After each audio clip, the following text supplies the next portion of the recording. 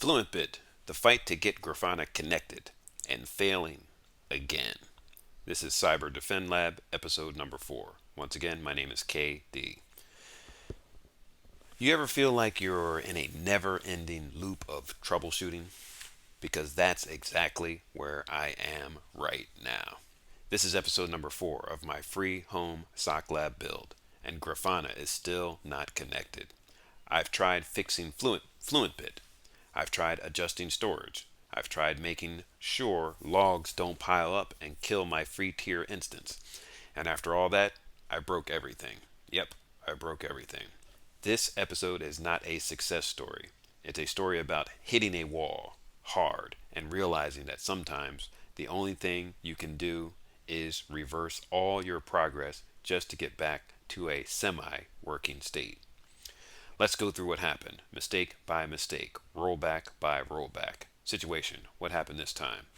Here's where I started at the beginning of this episode. Fluent Bit was running. Rsyslog was collecting logs. Grafana was installed. I had a goal. Make sure Fluent Bit only keeps logs for 1 hour so my free tier instance doesn't get overloaded. The one thing that was not working, Grafana was still not receiving logs. I should have focused on fixing that, but instead I tried to fix FluentBit's log retention first. And that's when things took a turn for the worse. Problem. So here's what I did. I wanted FluentBit to automatically delete all logs after 1 hour.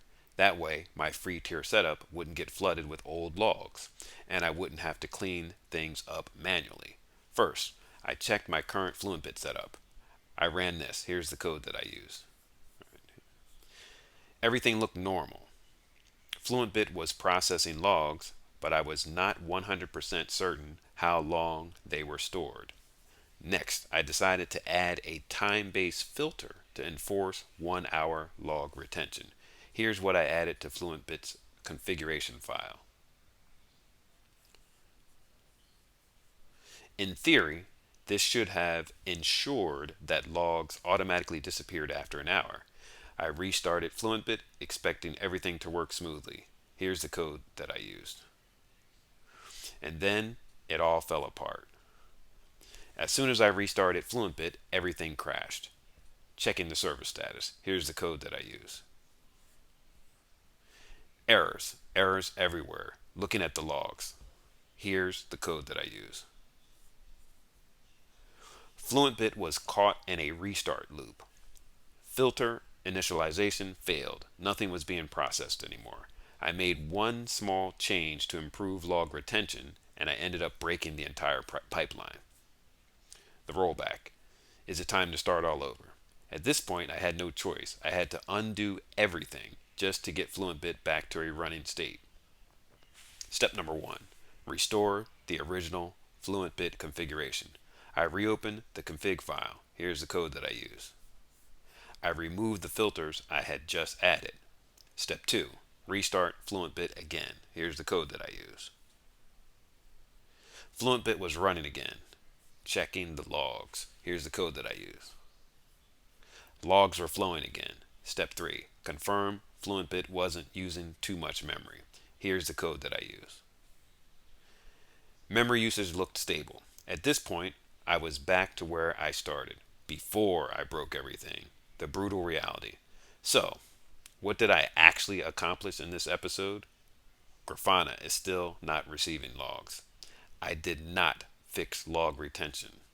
I wasted hours trying to implement a fix that ended up breaking FluentBit entirely. Well, that's building a SOC lab for you on a free tier. Sometimes the only way forward is to undo all your progress just to get back to where you started. How did this end? I didn't win this round, but I'm not quitting. I need to figure out 100% how to control FluentBit's log retention without breaking the system. I need to figure out how to get logs into Grafana without drowning my free tier instance in data. And most importantly, I need to get Grafana actually working. That's what we're going to tackle in episode number 5. If you've ever spent hours troubleshooting only to end up right back where you started, you're not alone. We're going to get this free home SOC lab operational. together. Always take action. Drop a comment. Have you ever completely broken something while trying to fix it? Let's talk about it. Subscribe so you don't miss episode number 5. Be sure to turn on notifications so you see the breakthrough when it finally happens. Once again, my name is KD. This is CyberDefendLab, where we take cybersecurity theory and turn it into hands-on reality. I'll see you in the next episode.